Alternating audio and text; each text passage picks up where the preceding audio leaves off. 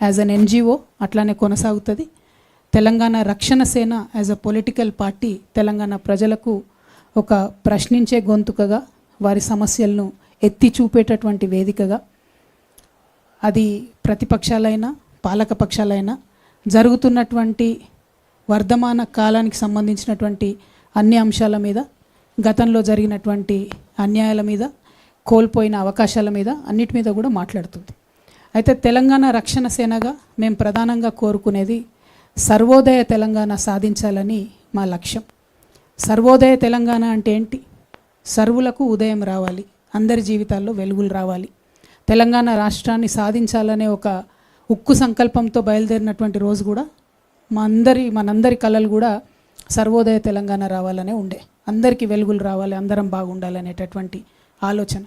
మరి సర్వోదయ తెలంగాణ సాధించాలంటే తెలంగాణ రక్షణ సేన ఎట్లా సాధిస్తుంది? దానికి టూల్, దానికి ఒక మార్గం, దానికి ఏంటిది వే అంటే మేము ఒక 5 అంశాలను ప్రాధాన్యత అంశాలుగా ఎన్నుకున్నాం. పాంచజన్యం అనేటటువంటి ఒక కార్యక్రమాన్ని తీసుకున్నాం. పాంచజన్యం పేరులోనే ఒక పవర్ ఉంటుంది. అది భగవంతుడు శ్రీకృష్ణుడి యొక్క శంఖం పేరు. ఆయన ఎప్పుడైతే అధర్మం పైన యుద్ధం చేయాలనుకున్నాడో ఆ సందర్భంలో యుద్ధ బేరి మోగించడానికి వాడినటువంటి శంఖం. కాబట్టి ఇవాళ తెలంగాణ రాష్ట్రంలో ఉండేటటువంటి అనేక పరిస్థితుల మీద మేము ఒక యుద్ధ బేరి మోగించి ముందుకెళ్ళి ప్రజల పక్షాన నిలబడి ప్రజల కోసం పనిచేయాలనుకుంటున్నాం. కాబట్టి పాంచజన్యం అనేటటువంటి పేరుతోని 5 ప్రాధాన్యత అంశాలను ఎంచుకొని ఇవాళ ప్రతిపక్షంలో ఉన్నాం కాబట్టి పాలక పక్షాన్ని 5 అంశాల మీద ప్రశ్నిస్తూ ఉంటాం. రేపు మేము అధికారంలోకి వచ్చినాక ఈ 5 అంశాలే ప్రాధాన్యతగా చేసుకొని పరిపాలన కూడా చేస్తామని చెప్పడానికి సంతోషిస్తూ ఉన్నాను. మరి పాంచజన్యంలో మొట్టమొదటి అంశం విద్యగా మేము ఎంచుకోవడం జరిగింది. ఇవాళ ఒక పేద మధ్యతరగతి ఇండ్లు చూసుకున్నట్టయితే విద్యకు వైద్యానికి కలిపి 60% పైచిలకు వాళ్ళ మొత్తానికి ఇన్కమ్ అంతా కూడా వెళ్ళిపోతుంది. 60% ఇన్కమ్ ఈ రెండిటికే పోయిన తర్వాత సేవింగ్స్కి కానీ, ఒక కొత్త వ్యాపారం చేసుకోవడానికి కానీ, ఒక చిన్న అసెట్ కొనుక్కోవడానికి కానీ, ఒక నగ కొనుక్కోవడానికి కానీ, అనుకోకుండా ఏదైనా ఎమర్జెన్సీ వస్తే చేసుకోవడానికి కానీ పేద మధ్యతరగతి ఇంట్లో ఒక రూపాయి కూడా మిగిలే పరిస్థితి లేదు.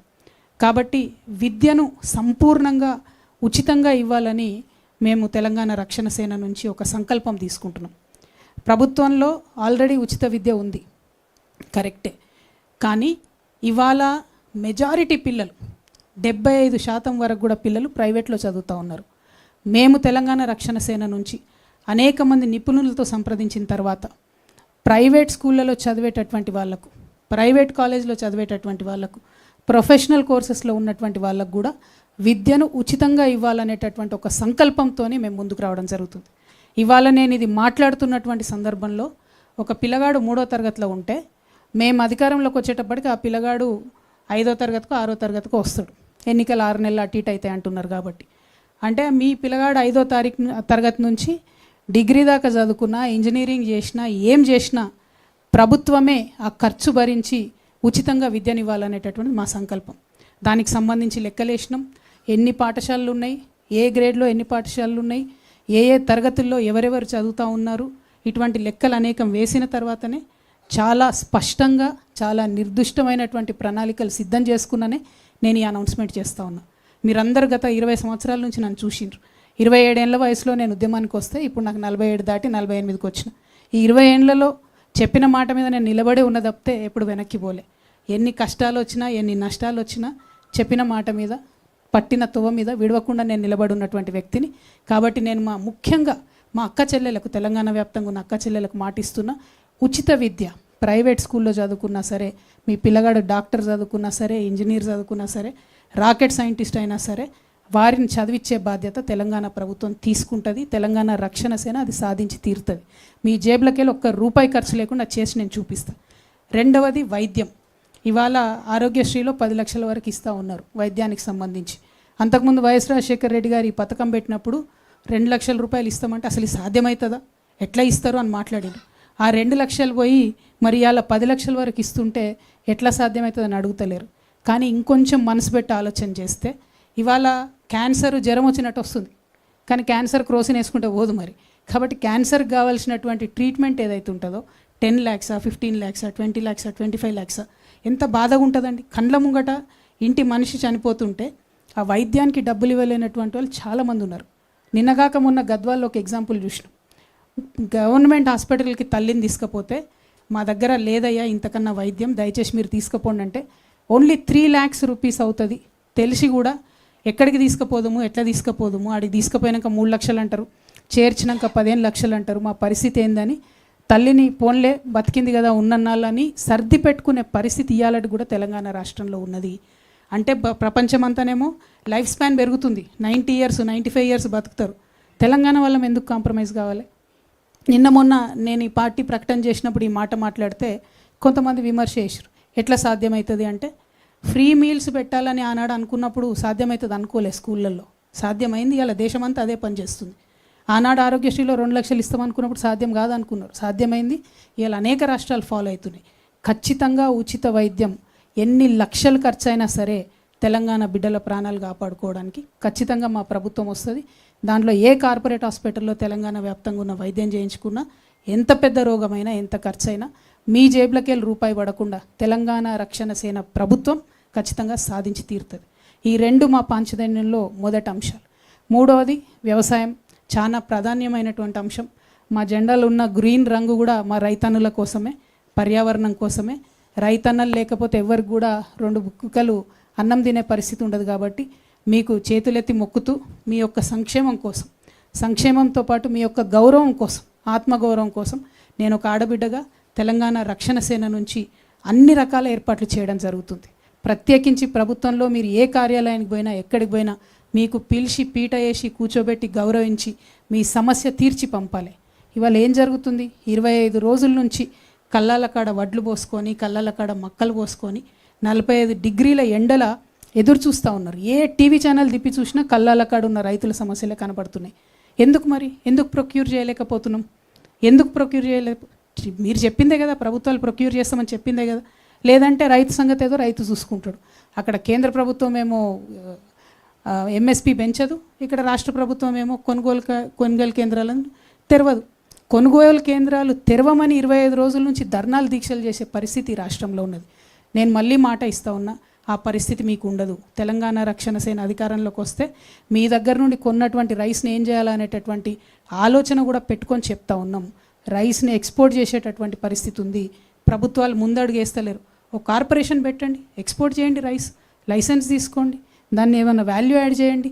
ఏమి చేయకుండా మేము కొంటే మాకు నష్టం వస్తుందని చెప్పి అనవసరంగా రాజకీయపరమైనటువంటి అంశాలను ముందుకు తీసుకొచ్చి బోనస్ ఇస్తాం అని చెప్పి బోగస్ మాటలు చెప్పి ప్రజల్ని మోసం చేయడం తప్పితే నిజంగా రైతన్న ఆవేదన అర్థం చేసుకుంటలేరు.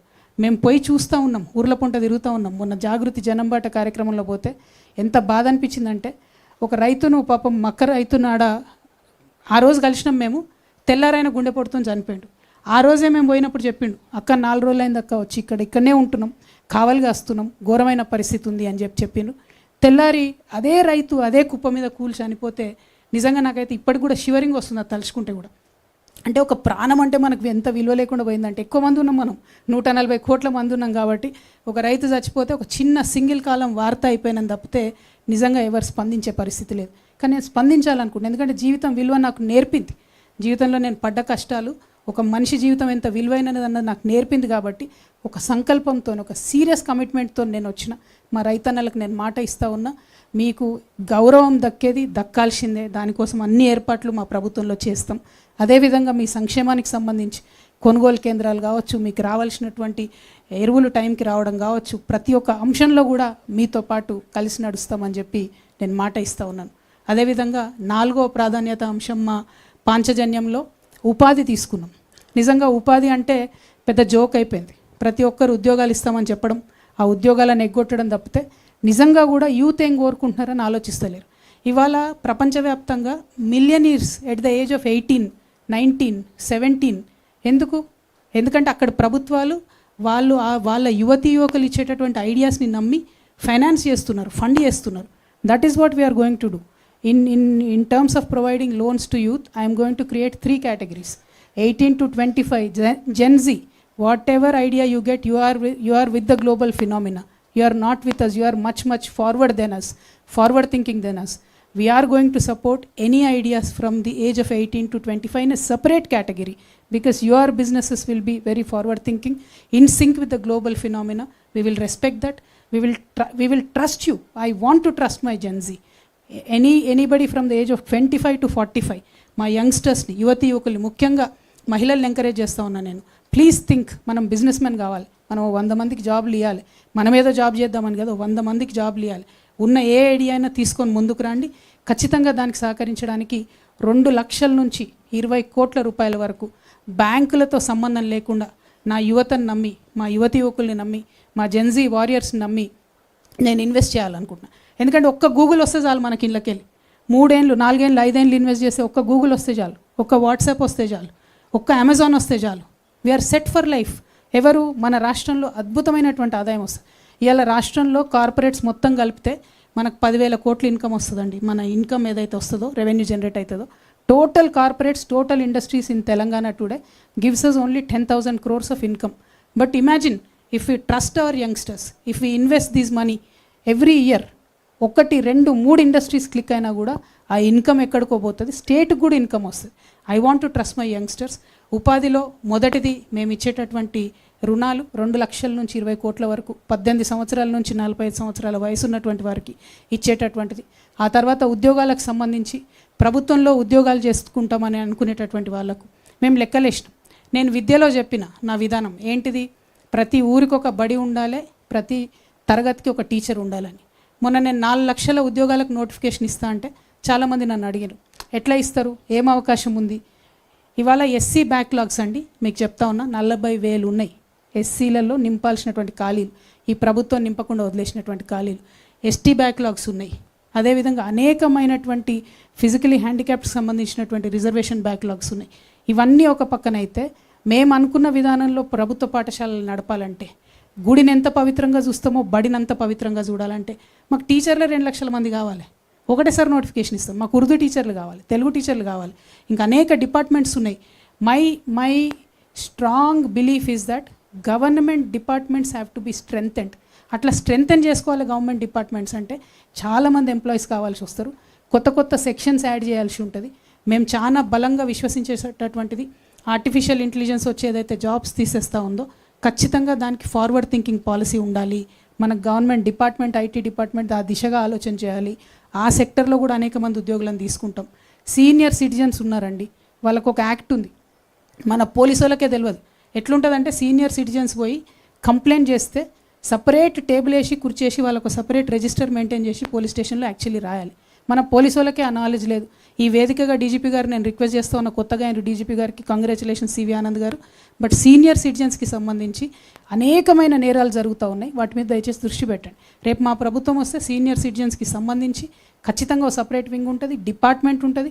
ఇన్ఫ్యాక్ట్ జెరియాట్రిక్ మినిస్ట్రీ అనేటటువంటిది ఒకటి ఈ దేశంలో ఉండాలి, not only in the state. Geriatric ministry has to be there.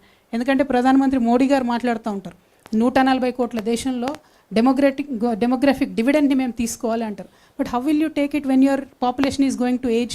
What will you do? How will you tackle the social burden after 65 years of age? When people retire, how will you tackle that social burden? ఖచ్చితంగా ఒక senior సిటిజన్స్కి separate ministry ఉండాల్సిందే, దానికి ఒక department ఉండాల్సిందే, programme ఉండాల్సిందే. Pension ఇచ్చి చేతులు దులుపుకుంటామంటే సరిపోదు. ఎంత ఘోరమైన పరిస్థితి అంటే, ఒక ఐఏఎస్ లేకపోతే ఒక ప్రిన్సిపల్ సెక్రటరీ స్థాయిలో రిటైర్ అయినటువంటి వ్యక్తి కూడా 65 ఏళ్ళు దాటి బ్యాంకుకు పోతే లోన్ ఇవ్వరు. ఎందుకంటే మీరు ఓల్డ్ అయిపోయారు, మీకు మేము లోన్ ఇవ్వము, మీరు ప్రాపర్టీ పెట్టినా కూడా లోన్ ఇవ్వరు. ఎంత ఘోరమైన అవమానం అంటే అది. ఇవాళ రేపు ఉన్న హెల్త్లో 65 ఏళ్ళకి ఎవరైనా ముసలోళ్ళు అవుతారా? అప్ టు 85-90 years హెల్తీగా ఉంటున్నారు, మంచి బ్రెయిన్ ఉంటుంది, థింకింగ్ పవర్ ఉంటుంది. We will support our senior citizens. We will have a separate department. We will work with you. We will take your experience in various departments and make sure that you are hale, healthy and very, very, very much useful to the society. That respect shall be prevailed. Second, ఉపాధిలో ఉద్యోగాలకు సంబంధించి ఖచ్చితంగా 4 లక్షలు మేము notification ఒకటేసారి వేస్తాం.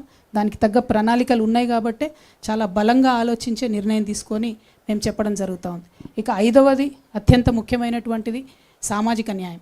మరి ఈ మొత్తం మిగతా 4 అంశాల్లో పాంచజన్యంలో కూడా ఎక్కడైనా నేను మాత్రం మా ఆడబిడ్డలకు భరోసా ఇస్తున్నా. First priority to women always. అది విద్య కావచ్చు, వైద్యం కావచ్చు, ఉపాధి కావచ్చు, ఫస్ట్ ప్రయారిటీ టు ఉమెనే ఉంటుంది, సెకండ్ థాటే లేదు దాంట్లో. సామాజిక న్యాయానికి వచ్చేటప్పటికి మన ఎస్సీ మిత్రులు ఉన్నారు, ఎస్టీ మిత్రులు ఉన్నారు, బీసీలు ఉన్నారు, మైనారిటీస్ ఉన్నారు. సామాజిక న్యాయం అంటే అగ్రవర్ణాల్లో ఉన్న పేదలకు జరగాల్సిన న్యాయం కూడా సామాజిక న్యాయంలో భాగంగానే వస్తుంది. వికలాంగులకు జరగాల్సిన న్యాయం కూడా సామాజిక న్యాయంలో భాగమే వస్తుంది. ట్రాన్స్జెండర్స్ని టేక్ కేర్ చేయడం కూడా సామాజిక న్యాయంలో భాగమే వస్తుంది. లొంగిపోయినటువంటి మావోయిస్టులను టేక్ కేర్ చేయడం కూడా సామాజిక న్యాయంలోకే వస్తుంది. సైన్యంలో రిటైర్ అయ్యి వచ్చి ఇక్కడ సేవలు అందించాలనుకుంటున్నటువంటి వాళ్ళ సేవలు తీసుకోవడం కూడా సామాజిక న్యాయంలో భాగమే వస్తుంది. సీనియర్ సిటిజన్స్ కూడా సామాజిక న్యాయంలో భాగమే వస్తుంది. మానసిక వికలాంగులు ఉన్నటువంటి తల్లిదండ్రులు, వాళ్ళ బాధలు వర్ణనాతీతం ఉంటుంది, వాళ్ళను స్పెషల్గా టేక్ కేర్ చేయడం కూడా సామాజిక న్యాయంలోని భాగంగానే వస్తుంది. ప్రతి ఒక్కరికి ఇల్లు ఉండాలి అనేటటువంటి ఆలోచన కూడా సామాజిక న్యాయంలో భాగంగానే వస్తుంది. సో సామాజిక